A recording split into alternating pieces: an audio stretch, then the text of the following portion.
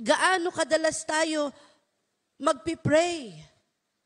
Mga kapatid, magpipray lang ba tayo sa panahon na tayo ay may pangangailangan sa Panginoon? Diba ganyan ang tao? Kapag meron siyang pangangailangan, doon niya lang maalaala na may Diyos pala. Mga kapatid, sa atin na naturuan ng salita ng Diyos, sa atin na naglilingkod sa Panginoon, gaano kadalas tayo magpipray? Kaya ayon sa ating teksto, mga kapatid, hanapin ang mukha ng Diyos na palagi. Praise the Lord. Ano pa ang sabi? Magsipanalangin lagi. Amen. Praise the Lord. Kaya itong ating daily morning devotion na ginagawa, ito po ay tama.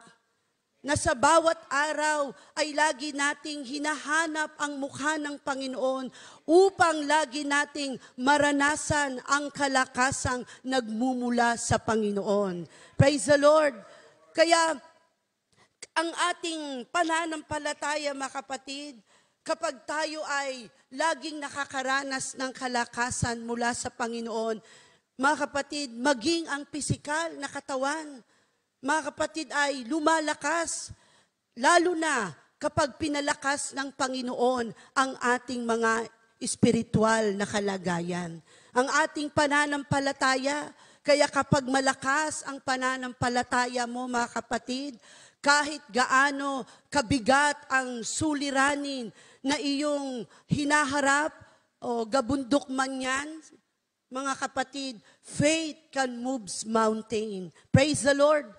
Kaya kahit na ang ating mga suliranin bilang tao, masasabi natin, hindi na natin kaya, subalit kapag ikaw ay pinalakas ng Diyos, dudugtungan ng Panginoon ang iyong magagawa.